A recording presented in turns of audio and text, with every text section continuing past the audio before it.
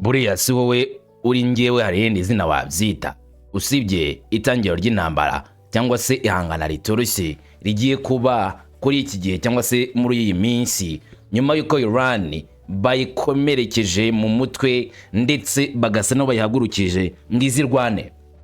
Leta zimwe za Amerika zikoze ikosa maze zirasa ku bwato bwa Iran.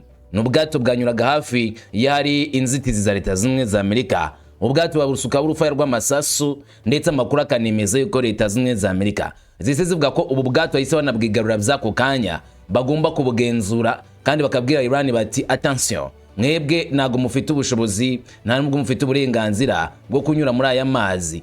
Leta zimwe za Amerika nizo zigomba kugena ibigomba gukorwa, niba mubirenzeho mugomba kubihanirwa.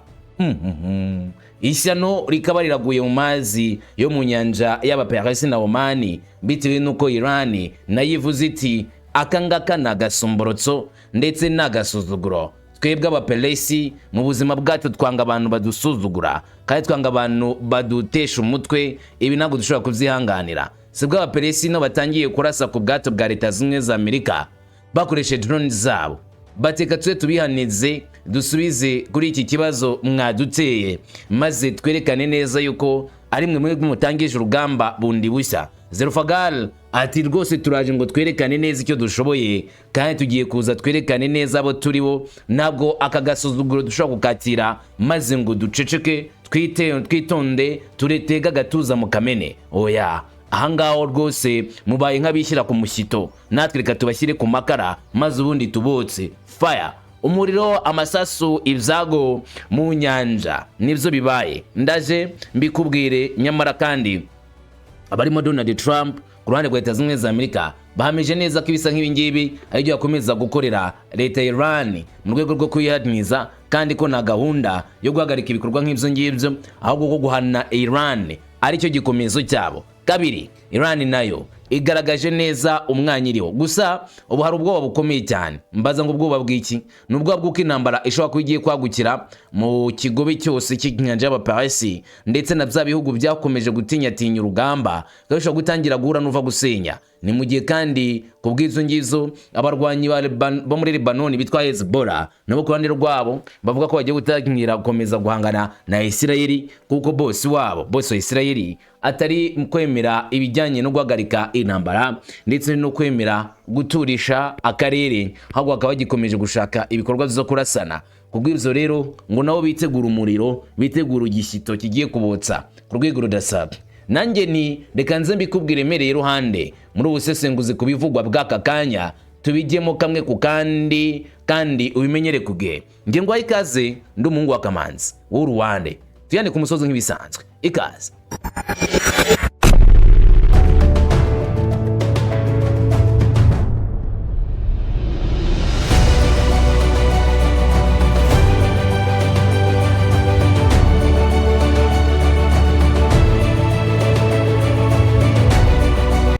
Ngaho reka tubijyemo duhereye iruhande ku byabaye uyu munsi kandi bikomeje kuvugwa cyane cyane muri Asazo bwo hagati. N'amakuru avuga ko Amerika yagize gutya ikarasa ubwato rutura bwa Iran ngo bwarenze ku itegeko ry'Abanyamerika. Ako kanya abamarine ba US babusuka urufa rw'amasasu barabwanjama barabwataka bati mwebwe ubundi mwajyaga he? Ndabahaye uruhushya rwo gutambukana ku muzwinza twayifunzera, mwajyaga he iyo muhagarara hamwe? Iran iti none mwayifunze ari iwanyu, mwaje gufunga iwacu ari ndubahaye uruhushya twatambutse nyine. Hari amakuru yatanze ubu none ngo hari kwiyongera gukomeye kw'imbaraga kugiye gutuma akarere kose kabamo urugamba rutoroshye ndetse n'ihangana rikomeye nyuma y'igikorwa cyakozwe na Leta zunze ubumwe za Amerika, aho ubwato bwa Leta zunze ubumwe za Amerika babwanjamye babwatatse bakaburasaho ku rwego rudasanzwe. Ikigo cya Katamariya cyabitangaje ubwato bw'intambara bwa Amerika bugaragara ko burasa bukomeje ku bwato bunini bw'imizigo bwa Turkska buherereye buzwi bwa Iran mu gihe ngo cyo gushyiraho cyane cyo gikomeye, maze ubu bwato bwarashwe rero mu gice cyabo gikoresherezwamo moteri. Mu gice cy'ubwo bwato banga ibisaso byadutse Leta zimwe za Amerika babizamuye birasa ku gice cyoherezwamo moteri ubwo bwanyuraga ku rukuta rwa Leta zimwe za Amerika rukingira amata aturuka cyangwa se ajya mu kigobe cya Hormuz cyangwa se ku byambu bya Iran. Mu gihe rukwiyongera cyane mu nyanja ya Arabia yo mu majyaruguru. Ubwato bwa Amerika bukoresha amasasu bwaje kurasa ku bwato bw'imizigo bufite ibendera rya Iran, gikorwa kidashirikanywaho kandi gikomeye gishobora kongera kugaragaza umurongo w'imirwano mu gihe yamaze kabiri nta biturika biri kumvikana. Hagati mu mirwano hari ubwato bunini bw'imizigo bufite uburebure bwa metero hafi 180 bwakomeje bwihuta cyane bwerekeza mu mazi ya Iran, bwihuta cyane mu gihe cy'inzitizi z'ingabo za Leta Zunze za Amerika ziri mu mazi, bituma intambara ikomeye iba mu mwanya utunguranye cyane cyangwa se iraswa riza mu buryo bwatunguye benshi. Nk'uko byatangajwe n'ubuyobozi bukuru bwa Leta Zunze za Amerika, ubwato bwa gisirikare bwa USS Spruce DDG rimwe bwakurikiranye kandi bufata ubwato bwa Tursika ubwo bwagendaga ku muvuduko, butanga umuburo bwa mbere mwinshi mu gihe cy'amasaha agera ngo kuri 6. Ubwato bwa Leta Zunze bwamaze gutanga umuburo uvuga ko nta bwato bwemerewe kunyura aho ngaho. Hayoza avugaga ko rero ari uburyo bwo kugerageza kugabanya imbaraga zakoreshwa muri ako karere, harimo no gukoresha ituritsa ry'ubwato mu gihe bwabutambutse. Ariko igihe bavugaga ibi hazaza guhangana ubwo nanone imiburo yirengagizwaga, maze ibintu bikarenga ku murongo wari wagenwe na Leta Zunze za Amerika. Muri ako kanya ubwato bwa USS Spawn bwatangiye kurasa ku buryo bukomeye, barasa amasasu menshi bakoresha imbunda ya MK45 ifite ukwizengurukaho inshuro 5 cyangwa se cyo twavuga nk'amapine 5 yizengurutsa, kandi barasa ku cyumba cya moteri cya Tuscan. Igikorwa cyari kitagamije gusenya ubwato burundu, ahubwo cyo kigamije guhagarika imbaraga zabwo no kubuhagarika ako kanya ngo bugenzurwe na Leta Zunze za Amerika. Ntabwo Leta Zunze za Amerika zashaka kubuturitsa ngo busandare, bashaka kugira ngo ubwato butekomeza gukora. Nyine urumva moteri itarimo gukora ntabwo ubwato bwagenda. Ibi ndibi ntabwo ari uburyo bwatunguranye cyane, bwari byarapanzwe na Leta Zunze za Amerika. Cya gikorwa gisobanutse neza kandi cyakozwe ku bushake, kigamije kugaragaza ububasha bw'ubuyobozi bwa Leta Zunze za Amerika n'umugambi wabo udasanzwe w'imbaraga muri karere. Amashusho yashyizweho agaragara n'ubuyobozi bukuru bw'ingabo agaragaza ubukana bw'icyo gihe, agaragaza nanone imbunda zo mu mazi zirasa ku bwato bw'imizigo mu gihe bwabwirwaga kutarenga uwo murongo bukanga. Ibi byatumye Leta Zunze za Amerika nyikora mu mvuto. Minota mike nyuma y'igitero, Turscan yari yafunzwe, icyumba cya moteri cyawo cyangiritse, urugendo rwayo rwahise ruhagararira aho ngaho mu mazi, kandi amaherezo biza kugaragara neza ko ingabo za Leta Zunze za Amerika zatangiye kwihutisha gufata ubwato ngo babwenzure. Abasirikare ba Marine bo mu ishami rya 31 bazwi nka Marine Expeditionary binjiye mu bwato bwa Iran, baraburinda nta mananiza, mbese bagira nka hari ubwabo. Bigaragara ko iki gikorwa cyari cyaranangiye kuva ku kugenzura kugeza ku gufatwa mu masaha make akurikiye. Ngo igikorwa babanje gukora ni cyitwa gushyira inzitizi mu nzira, maze bagakumira ubwato bw'ubwo bwose bwanyura muri iyo nzira budahawe uruhushya na Leta Zunze za Amerika. By'umwihariko ubwato buturuka mu gihugu cya Iran bufite ibendera rya Iran butemerewe gutambuka. Kabiri, Amerika bamaze kurasa kuri ubu bwato ngo bwe gukomeza imbere, bwe gukomeza kujya imbere, bahise babujyaho barabufata barabwigarurira. Amarine ba Leta Zunze za Amerika ati bibaye umutungo wacu sha, ubungu nitwe tugomba kuwugenzura. Baragenda ubwato baranabwigenzurira da byanyabyo. Barangije rero Leta Zunze za Amerika nyirizina zimaze kubona ko zifite ubwo bushobozi bwo kugenzura ku gace mu buryo bw'imbaraga. Barangije ndavuga USA Navy, ingabo zirwana mu mazi za Leta Zunze za Amerika, barangize kugera muri ako gace kari mu bwato babwinjiramo, ubundi bavuga ko ari bo bafite mu biganza, naho undi muntu ugomba kujya kubafata cyangwa kubambura. Bakora icyitwa kubwigarurira ubwato bwa Iran, kandi icyo gikorwa cyashojwe bigaragara neza cyane ko nyine n'amasaha y'ubukurikire baraza kuzemera.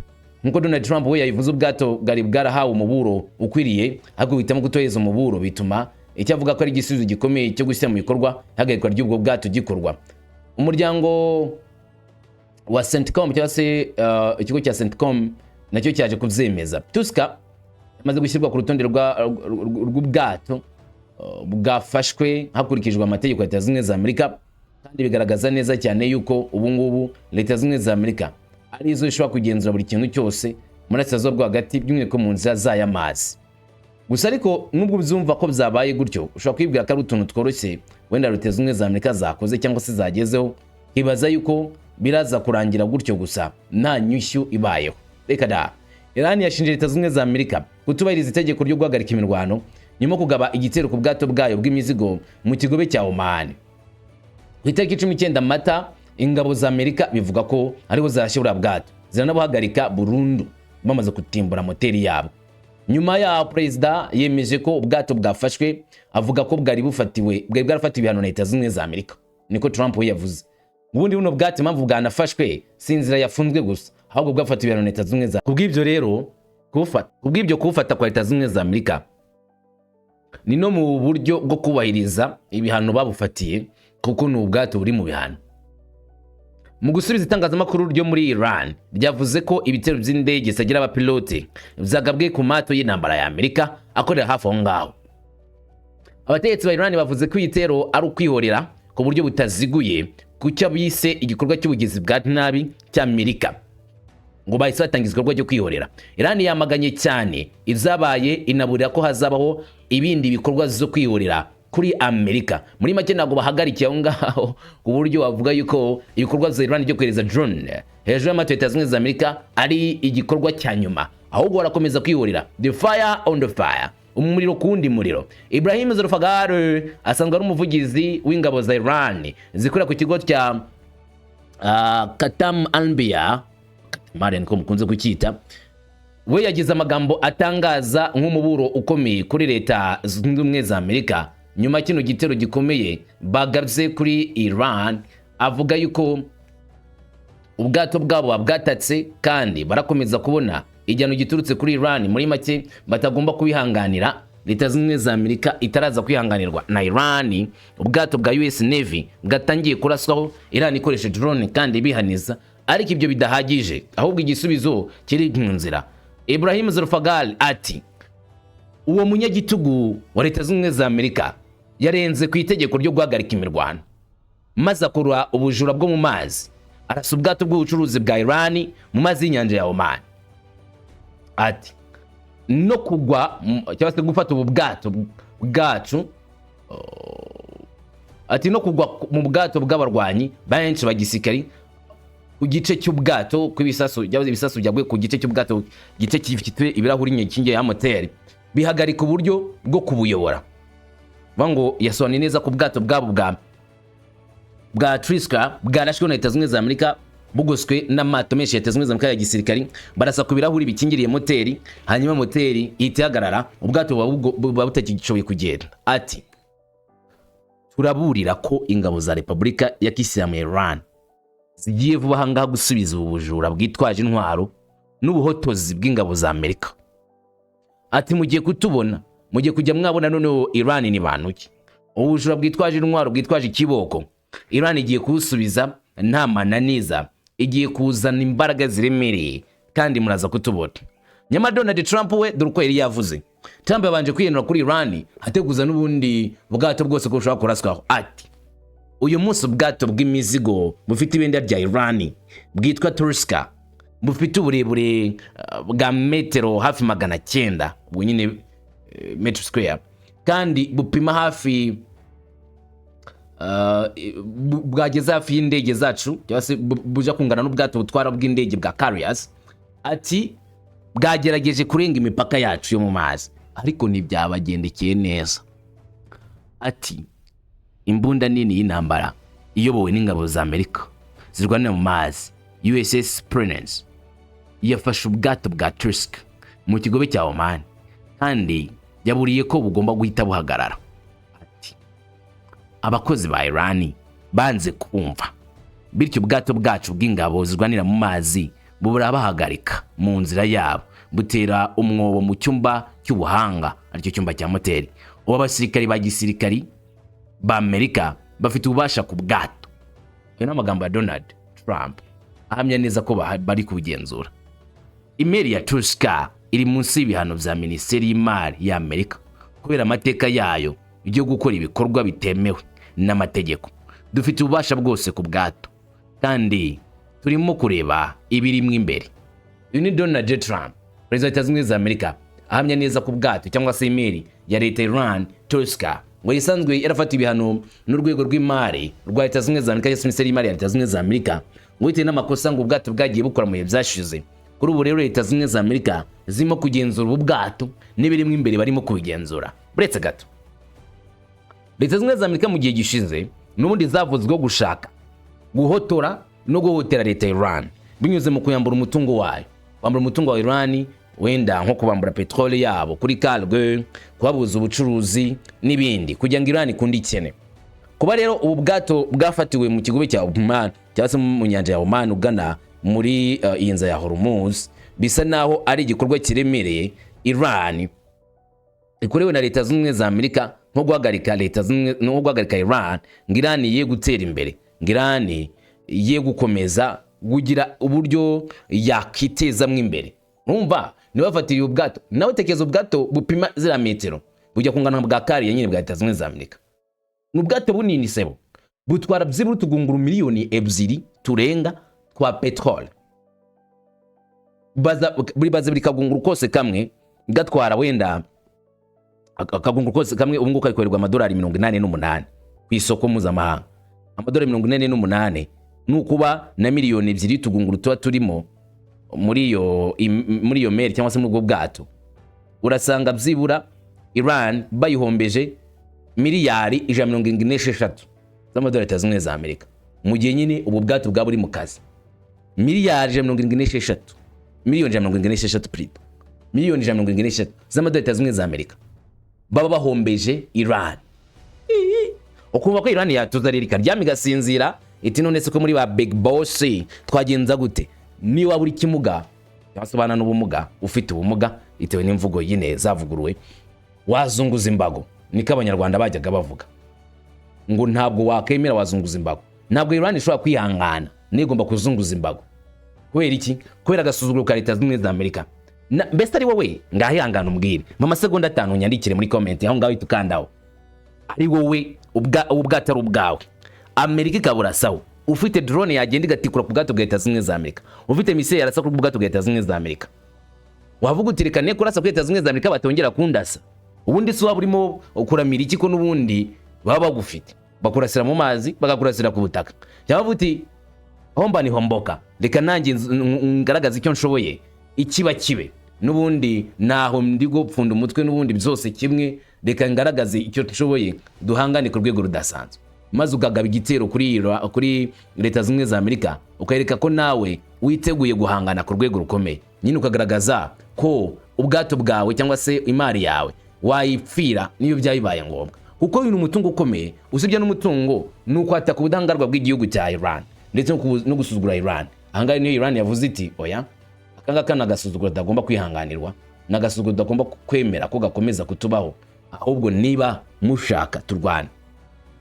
Gikorwa kije mu gihe cyo guhagarika intambara mu buryo bugoye ndetse no kwiyongera kurujijo ku bikorwa bya diplomasi bikomeje. Icyo gikorwa cya Amerika kandi cyabaye iminsi 2 gusa mbere ko amasezerano guhagarika imirwano hagati ya Iran na Amerika arangira. Ubwo ni iminsi 14 bari bihaye iri kubura umunsi umwe gusa ko twageze ku itariki 20 ngo agomba kurangira mu masaha atarenze 28 ari imbere. Kandi hagati aho Iran ivuga ko nta gahunda bafite yo kwitabira ibiganiro bizabera muri Pakistan. Leta Zunze za Amerika bakomeje guteguza ngo arashaka kujya guhura na leta ya Iran Islamabad mu biganiro biza kabiri. Iran yavuze ko nta gahunda bafite. Mu gihe amasezerano guhagarika imirwano rero yegereje kurangira, Amerika ifatira ubwato bw'imizigo bwa Iran kandi babanje kuburasaho bisa naho barenze ku bihe by'agahenge, barenze ku masezerano yo guhagarika imirwano, barenze ku bikorwa byemerera Amerika na Iran kureka kurwana, ahubwo basa n'abashituye Iran ngize guhangana nabo ize mu mirwano. Iyi Iran bari gushotora bedna kakageni iramutse inayo yivumbagatanije karwana akarere n'ubundi kacumba. Hari ibintu bitatu ngira ngo utekerezeho Iran yavuze. Icya mbere, Leta Zunze za Amerika nizo zasabye ko imirwano ihagarara, ntabwo ari Iran ngo yasabye ko imirwano ihagarara, niko Iran itangaza. Icya kabiri, ubwo nyine bivuze ko Iran igifite ubushobozi bwo kurwana intambara. Icya kabiri, Leta Zunze za Amerika nizo zikomeje kurenga ku bihe by'agahenge muri make bashaka intambara.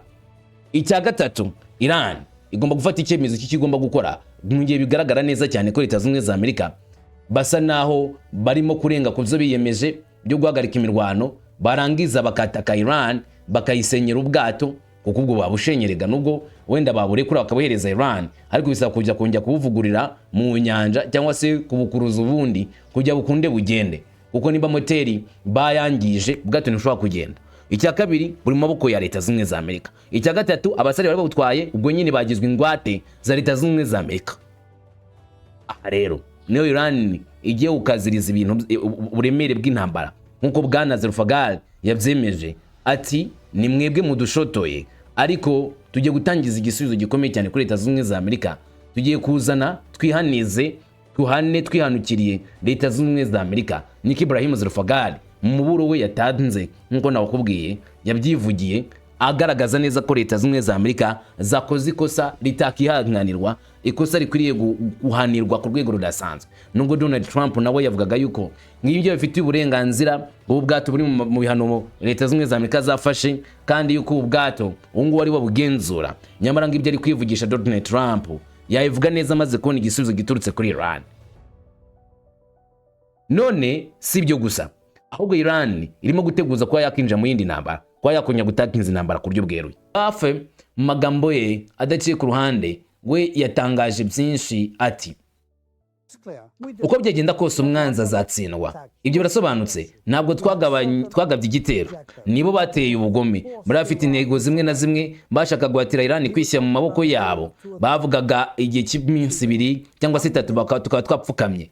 Uyu munsi tumaze iminsi ngahe? Ni iminsi 40 turwana. Ubu hashize iminsi 10 duhagaritse imirwano, wenda ndetse n'iminsi izaba 12. Ariko nubwo byose byari bimeze gutyo, muri iyi minsi 40 byabasabye gutangaza ko bagaritse intambara bo ubwabo. Bityo rero bananiwe rwose kurwana. Byari ukugerageza kuzana impinduka mu butegetsi bwacu, ariko amaherezo bananiwe kubikora. Ndatekereza ko Iran batekerezaga ko Iran ari Venezuela, kandi ko bazakora nk'uko bakoze muri Venezuela. Nyuma y'iminsi 4 ngo bazaza bagahita bavuga ati twafashe petroli ya Iran maze n'ibindi. Umuntu wese ushaka petroli naze yayijyane mu kigobe cya Paris turayifite. Inayo rimwe mu ntego zabo. Iyo ari intego yabo ya gatatu. Baragize bati ndavuga nta gushidikanya ko mu minsi ya mbere y'ibisasu tuzakora ibidasanzwe, kuko tuzasenya ubushobozi bwa misile za Iran. Uko igihe cyagiye gihita babonye ko umuvuduko wacu w'umuriro n'ubuhanga bwacu bitagize icyo bihindurwaho na gato.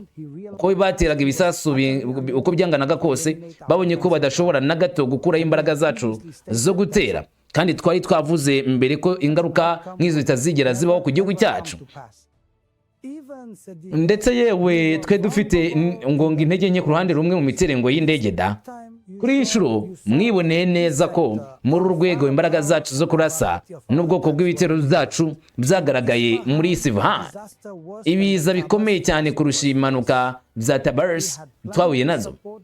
Bari bafite gahunda yo gushyigikira impinduramatwara iturutse ku mipaka yacu y'Iburengerazuba n'Iburasirazuba. Baremeye bati twahaye intwaro bamwe muri abo bantu kugira ngo bagabe ibitero kandi dukomeze kurwana aho ngaho. Imbaraga zose bakoze cyangwa bakoreshejwe nizagize icyo zigeraho. Yabahoraga bashaka imvururu imbere mu gihugu, mbere y'intambara na nyuma y'intambara. Ibonye neza mu by'ukuri ntibashoboye kubigeraho, bityo bahisemo kugaba igitero cyuzuye ku butaka. Ntabwo byashobokaga ibyo bintu. Baje bagamije ngo kuvuga ko bagomba kubita maze bakaza bakafata ngo Hormuzi mu buryo bumwe cyangwa se ubundi, bw'inzira y'ingenzi bakayifungura. Batumiye isi yose ariko nta muntu n'umwe wabitabeye. Batumiye OTAN ariko nta muntu n'umwe yaje kwishyura ubwo butumire bwabo. Ubwe Trump yaje gukora iki gikorwa ariko nta muntu wamushyigikiye. Birumvikana ko twatsinze muri iki gihe. Ndetse nabo ubwabo barabyemera, ndetse n'umwanzi arimo kwemera uku kuri. Inshuti zacu, ibitekerezo bya rubanda ku isi yose bose barabivuga, ariko bagomba kumva ko ibi bitandukanye cyane nuko twe tuvuga ko twatsemye ibyago byabo burundu.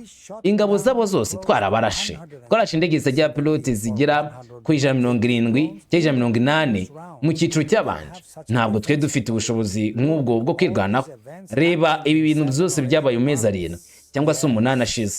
Yego urabona muri iki gihe rero nyacyo nta mahirwe twari dufite yo gusesengurira, ariko ndavuga nta kabuza uko impindukamatwara yari gitangaje ndetse n'ubwenge bunini n'ubushishozi bw'ingamba.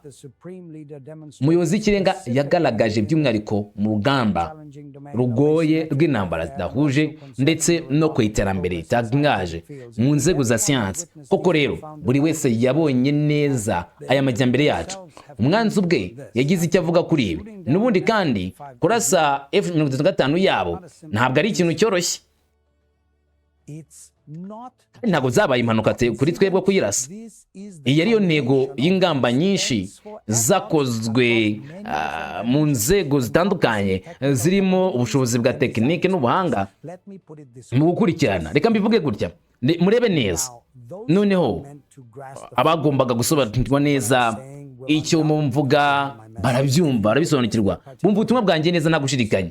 Niba mwarabonye imisire yaturikije iyi ndege kandi ikagenda rwose bwite batuma bavuga tujye ku biganiro duhagarika intambara, mugomba kuba mwarasobanukiwe neza akamaro kanini k'ubushobozi n'icyerekezo cy'imikorere yacu. Rero icyo mvuga ni uko mu by'ukuri hagati y'intambara yacu ya mbere n'iyi ntambara ya kabiri yabaye mu mezi 8 cyangwa 9, iyi ntambara mu by'ukuri yongeye kugaruka ku nshuro ya kabiri. Iyi gahunda yihariye yabayeho kandi ubwo bushobozi bwari busanzwe bugaragaye neza cyane, ariko ingingo ya mbere kandi y'ingenzi cyane nshaka kugira ngo witeho hano ubu ngubu ni bikomoka ku bunararibonye bwacu mu buryo bwa rusange mu ntambara ya mbere. Kandi niba wafata akanya gato ukibuka, muri iyo ntambara ya mbere twahuye n'igihombo gikomeye pe, cyamaze amasaha ajya kuri 18 kugeza kuri 15 mu gushyira mu bikorwa igikorwa cyacu cyo kwirwanaho cyabaye kandi nacyo cyiza cyane. Ariko muri iyi ntambara yihariye, ukurikije ko umugaba mukuru w'ingabo yishwe, umuyobozi w'ingabo zindi minotwara za Kisilamu nawe akicwa nk'uwahowe Imana, n'umukuru w'ingabo nawe agapfa, ibi bihombo bikomeye rwose byashoboraga guteza akajagari gakomeye kandi bikangiza ingabo zacu. Ariko twabonye ko uburyo twakoze bwakozwe mu gihe gito gusa gishoboka. Iki gikorwa cyakozwe neza. Bavandimwe, iki cyambu kiri munsi y'ubutegetsi bwa Repubulika ya Kisilamu. Muribuka ko bari bafite umugambi wo kohereza abashakashatsi bo gushakisha ubwenge kugira ngo bakuriye kano gace. Ubwo rero twahagaze neza mu guhangana nabo kandi tuba twanganye nabo mu buryo butaziguye. Twafashe ibikorwa nk'ibikorwa bikomeye cyane tugomba kwitaho kandi duhagarika imirwano yabo, tuvana agasuzuguro kabo. Twageze no ku rwego rwo gukorana mu buryo butaziguye. Bahatiwe gusubira inyuma rega. Ubwo nari mari aho hantu, umuvandimwe wacu Bwana Abdulahi yaramvugishije, yavuze ko icyo gikoresho cyabo cyo gushakisha ngo cyagihagaze neza ku buryo kitabasha kugira ugihagarikwa, ariko babonye imisiyo yacu ibakubita. Hanyuma nabwiye intumwa z'Abanyamerika zaraho ngaho ndababwira nti muri kuri uyu mupaka murabibonye, nibikomeza tuzabakorera tuzabarimbura. Badusabye iminota 15 gusa, maze navuze nti bwana reka tuye iminota 15 gusa, hanyuma nirenga turabatikura. Natanze itegeko maze dusa n'abasubiye inyuma gatoya, nabo bahita bagenda birukanka. Nyuma yo kugaruka Abdulahi nawe yaramamagaye aravuga ati yego bagarutse iminota 15 nanone ishize. Ndashaka kuvuga ngo reba gusa rero niba hari urugendo cyangwa se inzira iri kuba muri uyu murongo wa Hormuz kandi kabiri mwirakomeza, nitwe dukomeza kugenzura karakarire mu zumbi. Ubashize iminsi 2 cyangwa 3 baza kugotagota. Kugota bisobanura ikize mu byukuri, bivuze ko abandi bose bashobora kuza no kugenda nta nkomyi, ngariko Iran irabujijwe kurenga hari. Mbega icyemezo kidasanzwe cy'ubujiji kandi kidasobanutse neza cy'ubupfapfa. Mu byukuri niba koko iyi nzira igororotse ya Hormuz kandi tuyigenzura bakaba yifuza baza bakayifata kari abagabo tukabyemera. Ese koko ibyo ni ibintu bishoboka cyangwa se ni ibintu bya nyabyo? Iri ni ikosa rikomeye cyane bakora. Birumvikana ko ari ikosa rigeretse kuri indi. Birumvikana ko navuze ko niba badavanye urura ruzitiro rwabo, rujya n'uruza rwa bwato muri uyu muhora wa Hormuz ruzafungwa, maze tuzari babimato yabo bazajya batambutsa hazaturuka kandi rwose bazibonera ishyano rikomeye. Uyu ni Bwana Galibaf, akaba ari umwe mu banyamategeko bakomeye mu nteko ishinga amategeko ya leta Iran, wamije neza cyane ko bari gukora umurimo udasanzwe, umurimo utangaje. None ikibazo nkubaza nawe ukansubiza, niba leta zimwe za Amerika zivuga yuko zifite ubushobozi bwo guhangana n'igihugu cya Iran, kandi bakavuga ko bakoresheje ubushobozi bwabo ngo batsinde leta ya Iran kandi ngo batake leta ya Iran. Izi misile zabo zikaba zarashe ubwato bwa Iran. Iran ni imanukanye umujinya. Baravuga ko Iran ikunda intambara cyangwa Iran nabi kwirwana. Ese Iran ifite uburenganzira bwo guhorera ubwato bwabo ku buryo batikagura ubwato bwa Leta Zunze Ubumwe za Amerika bakabutwikira mu nyanja ya Oman bakazacura uduperengesi, cyangwa Iran ituze nyine imirireyo? Nago nzi uko ubyumva, akubimbwire muri comment. Ngende umuhungu wa Kamanzi w'Uruwande, ngushimiye cyane ko tuba tubana buri munsi. Warakoze, ugubwe neza, ibihe byiza. Salam shalom.